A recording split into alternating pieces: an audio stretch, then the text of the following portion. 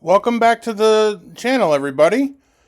Today we're continuing our journey on Lisa Marie Presley and her book. So we did chapter 1 the other day. Now we're going to do chapter 2 called He's Gone. Y'all know what that means. It's all about losing the love of her life. And just before we get started, this episode discusses topics including childhood trauma, sexual abuse, addiction, and mental health struggles, as described in From Here to the Great Unknown by Lisa Marie Presley. Listener discretion is advised. All claims and quotes are drawn directly from Lisa Marie Presley's memoir and public interviews, as well as related psychological concepts supported by mental health research. This episode is intended to support awareness, education, and advocacy, and to give voice to Lisa's personal truth as she expressed it. If you or someone you love is experiencing trauma, addiction, or abuse, please seek help. You are not alone. Lisa begins this chapter with a chilling confession. I wrote a poem with the line, "I hope my daddy doesn't die." That's not something a child should ever feel the need to write. But Lisa wasn't living a normal childhood. She was living in a house of silence, secrets, and shadows. She saw too much. Elvis swaying on his feet, his stomach bloated, his speech slurred. She knew something was wrong, but no one told her the truth. At just 9 years old, Lisa was the one doing the watching, the worrying, the protecting. That's what psychologists call parentification, when a child becomes the emotional caretaker of their parent. It's not just inappropriate, it's traumatic. And that early role reversal scars a child's emotional development for life. Then it happened. Lisa walked into the bathroom. Her father was face down. The towel rack was broken. He wasn't breathing. I saw his pajamas, and I saw his socks at the bottom of the gurney. This wasn't just the loss of a parent. It was a sensory trauma encoded forever. Lisa didn't just grieve Elvis's death, she witnessed it. She was sent away, not to therapy, not to safety, but to Los Angeles. To a house she didn't want to be in, with a mother she didn't feel safe around.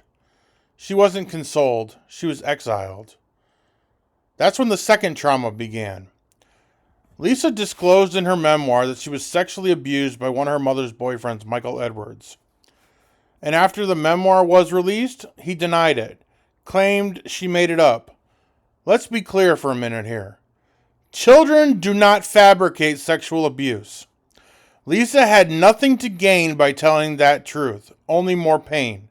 She carried that secret for decades. When she finally shared it, she was called a liar, not just by him, but by the public, the media, and the people who always doubted her. And perhaps, most painful of all, her own mother didn't protect her. That's what psychologists call betrayal trauma, the most psychologically damaging kind, because the person who's supposed to be your safe place becomes the source of your pain. No wonder Lisa rebelled. No wonder she turned to drugs. No wonder she raged. She wasn't lashing out. She was screaming to be seen. Lisa clung to anything that felt safe. Her nanny Yuki, her stuffed Snoopy, the idea of living far away in Japan. Please, ask Mommy if she'll let me stay. That wasn't a tantrum. That was a child begging not to go back to a home where she felt unloved, unseen, and unsafe. She experienced what psychology calls disorganized attachment, when your caregiver is also your source of fear. It creates deep confusion. You crave love from the person who also hurts you. That push-pull dynamic becomes the blueprint for your relationships. We also talk about the good enough mother in psychology, a caregiver who provides stability, warmth, and safety. Lisa never had that. She had coldness, criticism, emotional distance. And no matter how famous her father was, her inner child was still searching for a mother who never really showed up. Lisa's drug abuse wasn't about partying. It was about rock and roll. It wasn't about rock and roll excess. It was about comfort. I have everything in me that wants to numb out, too, and do the same fucking thing. She didn't want to feel the pain, the silence, the abandonment. The press called her unstable. The world mocked her. But what she really had was complex PTSD. Trauma layered on trauma, inflicted by the people closest to her. People judged her for numbing out, but how many of them would have survived what she went through? Lisa wasn't chasing oblivion, she was chasing a moment of peace. I gave him a hug and a kiss, and we both said I love you. That was the last thing Lisa said to her father. She didn't get to say goodbye. She didn't get closure, just trauma. And decades later, she lost Benjamin, her son. The love of her life, the one who looked just like Elvis. It wasn't just another loss. It was re-traumatization. Losing Ben brought her back to that bathroom floor, to that gurney, to that childhood she never escaped. This chapter just isn't about Elvis's death. It's about Lisa's erasure. By her mother, by her abuser, by the press. Lisa Marie Presley didn't self-destruct. She was dismantled by trauma, betrayal, and a lifetime of being denied love. And under all that pain was something so deeply human. A child longing for her mother's approval. A daughter who never got the love she deserved. That kind of wound doesn't just go away. It follows you. It shapes every relationship, every song, every scream. But through it all, Lisa told the truth. Even when it hurt. Even when it cost her. And now, we finally listen. If you or someone you love is struggling, please reach out. There's a 24/7 helpline, National Sexual Assault Hotline, 1-800-656-HOPE. That's 1-800-656-4673.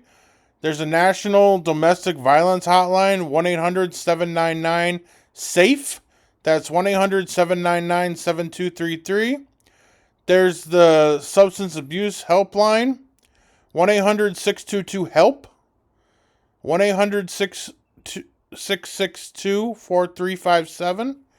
There's also the Suicide and Crisis Lifeline. All you got to do is dial 988. If you're international in the UK, there's the Samaritans. You can call 116-123. And in Canada, there's the Talk Suicide Canada. It's 1-833-456-4566. And lastly, Australia, Lifeline 131144. All these will be linked in the description. And I want to thank you for watching. And I just want to close on this point here.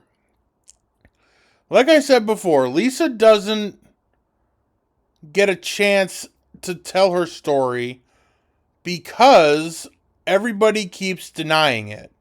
So what that means is, when Lisa's book came out, there was a post by Ginger who said, hey, this isn't right because she was only 9. How could she remember that? A child's memory isn't